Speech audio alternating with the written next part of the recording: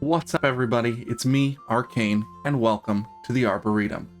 Today we're kicking off a bit of a new chapter for this channel. You might know me from some of my old gameplay videos, Dark Souls and Bloodborne, where I pretended to be a character in the game, or you might know me from showcases of games like Pikmin 4 that I love to play. Maybe you know me from my Donkey Kong 64 101% speedruns. Or, maybe you're here all the way back from the hot shoutcasting days where I played alongside teams like Rush B and CCS4. Well, all of that to say that I've got something new in the works, and I'm excited to announce it for you all.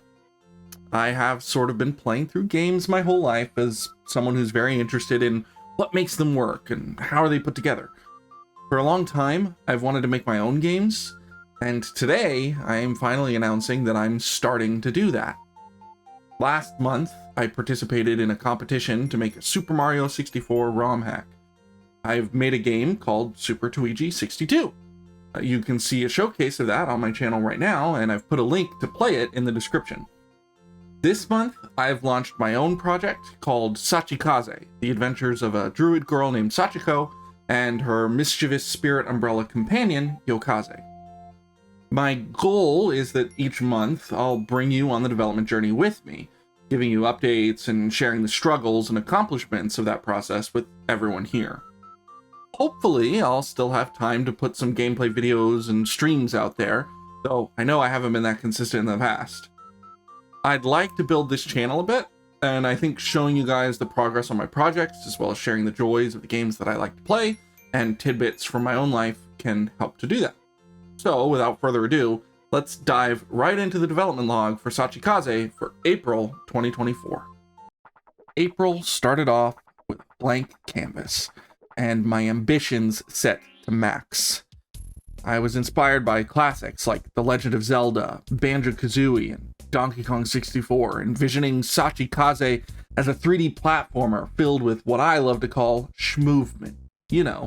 Fluid, responsive controls where it just feels fun to move around.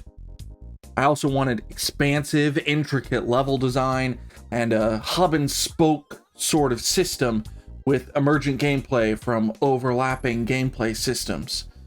Coming off the momentum of creating Super Luigi 62, I was pumped to use those lessons to build something even bigger. Initially, I planned to continue down the ROM hack path and craft SachiKaze as a new SM64 ROM hack. I dived into Blender using Fast64 and all the other resources from romhacking.com. However, I quickly hit a wall when designing my levels with the SM64 engine constraints. As much as I admire the wizards like Kaze who master those limits, I realized that to achieve the level of fidelity I wanted in my level design, I was going to need a different engine. And to eventually sell the game at some point. Thus, I faced a critical decision point. After evaluating my options, including a glance at Godot and steering clear of Unity due to, recent licensing complexities, I landed on Unreal Engine 5. It offers a rich feature set required for modern 3D games, and it really felt like the right tool to bring SachiKaze to life. So, with UE5 set as my new platform, it was time to recalibrate my goals. So for April 2024, I set out with the goal to code all of Sachiko's entire basic moveset. That's running, jumping, crouching, crouch sliding, long jumping, back flipping, quick turning, and side flipping.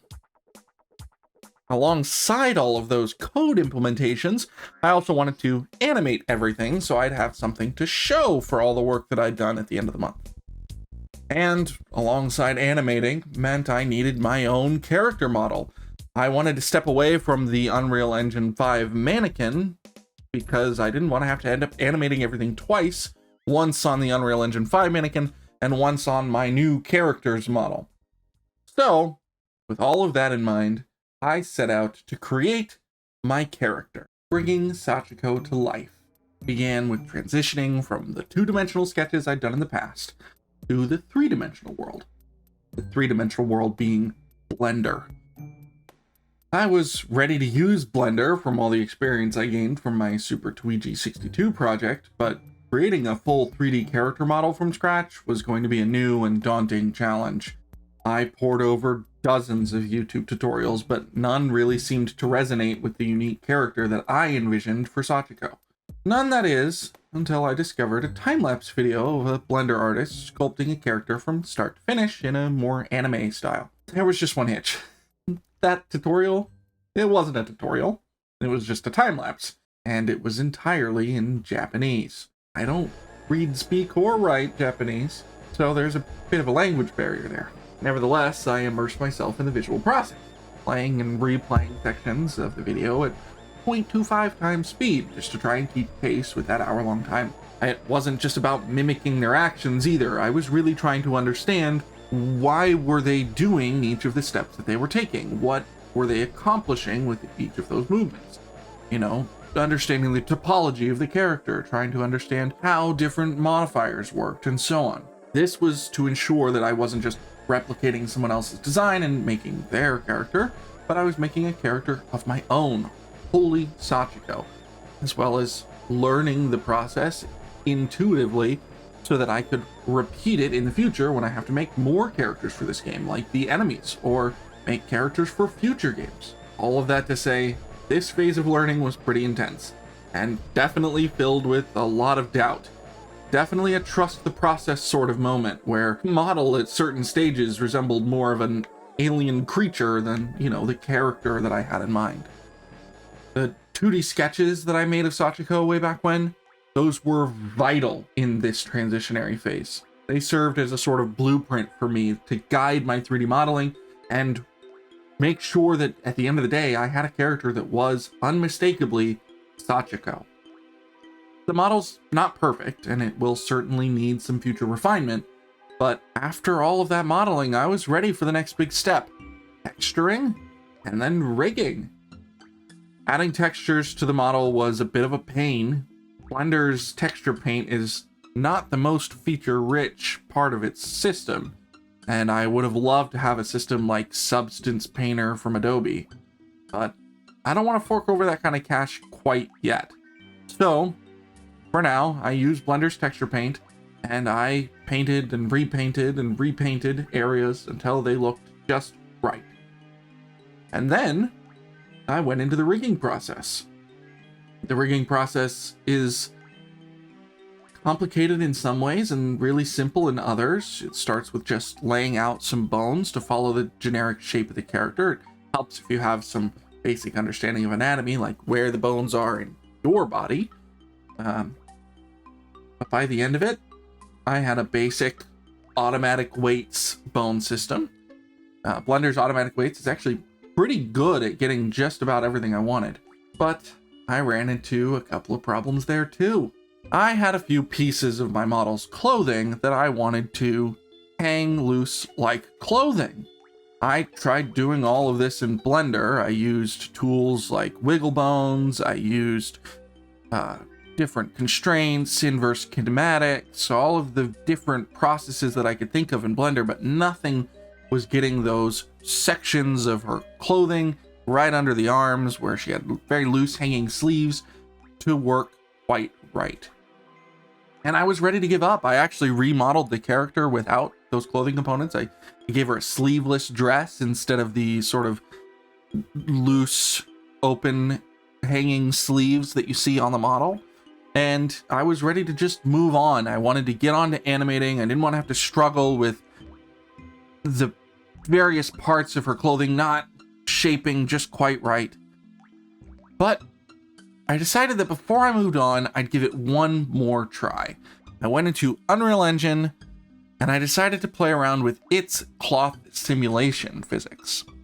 And that solved the problem for me. I was able to remove a bunch of bones, all of the bones from the model that I used to wiggle the hair and wiggle the skirt around during animation movements, as well as all the bones in those sleeves were ripped away from the model, and I was able to do it with just some cloth painting, just saying, hey, this bottom section of the skirt here, go ahead and turn that into cloth. And yeah, those sections of the sleeves that are under the arm, go ahead and turn those into cloth too. And then everything just sort of worked. Unreal Engine 5 made the cloth simulation of her clothing very, very simple for me. And I really appreciate that feature of Unreal Engine 5's toolset. And speaking of Unreal Engine 5, I spent a little bit of time coding all the basic movements for Sachiko. I did the running, the jumping, the quick turning, the crouching, the crouch sliding, the side flipping, the fawn's leap, as I'm calling it, the backflip move. Everything in the coding section for Unreal Engine 5 was actually pretty straightforward. A lot of it was just about applying the right impulses when you wanted the character to move higher on a jump or further, and working within Unreal Engine 5's basic physics system. Most of that was pretty well documented online. I know a lot of people say Unreal Engine 5 doesn't really have the greatest documentation compared to systems like Unity, but I found that it wasn't lacking in any of the basics at the very least. I was even able to hook up things so that they're exposed in the blueprint so that I can quickly change and iterate small parameters so that I can really nail down the schmovement feel in this game. However, not everything went as smoothly as I may have just portrayed. My venture into animation proved a lot more challenging than expected. I found myself needing to step back occasionally and refocus on other areas. I ended up scrapping getting animation done this month at all and focused instead on getting a good cell shader and outline shader working for my project so that my character looked more like what I imagined. And I did. I got a great toon shader working. It works with even metallic objects, a bit of a hack using the specular channel to simulate metallicness, as well as it creates outlines that are, customizable. They have variable widths. The width can be increased or reduced depending on how close the character is to the screen. I even played around a bit with making multiple colors for the outlines, unique colors per actor in the scene so that I could say have enemies outlined in red and health pickups outlined in green and so on. But I ended up deciding that it wasn't really the visual style that I wanted to go with.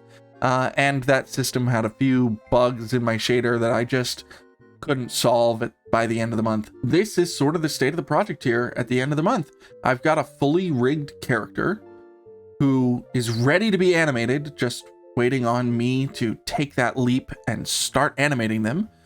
And I've got a nice toon look to the game that reminds me of games like Wind Waker and even Breath of the Wild. Maybe a little bit more stylized than a game like Breath of the Wild, but you get my point. So that's about a wrap when it comes to my April development progress.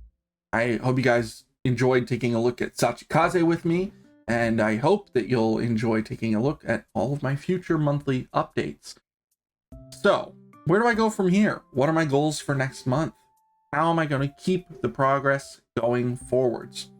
Well, there's really no getting around it at this point. I've got to start animating, guys. I'm going to have to get those movements animated if I really want to show off what those mechanics actually look like. I can't have a jump and a backflip and a side flip and a crouch long jump if you can't actually see what the character's doing. It's just doesn't work. It's not going to look good. So I've got to dive right into animation, and that's my goal this month. I just want to animate the moves that I've already implemented. All of those mechanics need some animation to them, and then I'll be ready to show off the state of the project at the end of May. I'd also like to take a moment to talk a little bit about my own personal progress and growth this month. As SachiKaze has been being worked on this month, I've also been working a little bit on myself. I've been doing karate for the last 5 or 6 months now, as well as rock climbing for about 10 or 11 months now, and I'm really starting to feel the progress in both. When it comes to karate, I just earned my orange belt at the Kempo studio, so I'm having a fantastic time there, and it's a big motivation for me to get in better shape. I've got about 90 pounds to lose, maybe closer to 80 now. I've lost a little bit of weight this month, but definitely want to keep pushing. I've finally gotten on top of my diet, being more calorie conscious, as well as macro focused. So I'm trying to hit those right protein and fat and carbohydrate balances to make sure that I'm losing weight as effectively as possible, and trying to make sure that I stay active.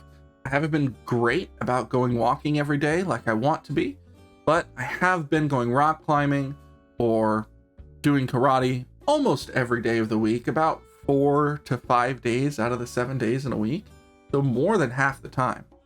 And I've been feeling really good about it. I've been hitting some much harder climbs at the rock climbing gym. I get to, challenge myself to solve physical puzzles, and really, it's just a really fun time. Between those, I've just noticed that my energy is up in general, my sleep is better, and I just feel more motivated to work on creative things than I did, say, a few months ago, where the energy was low and I just wasn't getting out there as much.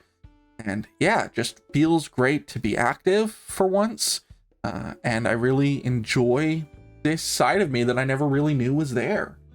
So, with all that said, thank you for listening to my April development log update, both personal and project. And I hope to see you all at the next one. Thanks for watching. Bye-bye. Oh, and don't forget to like, comment, and subscribe, because, the YouTube algorithm hates me if I don't say these things.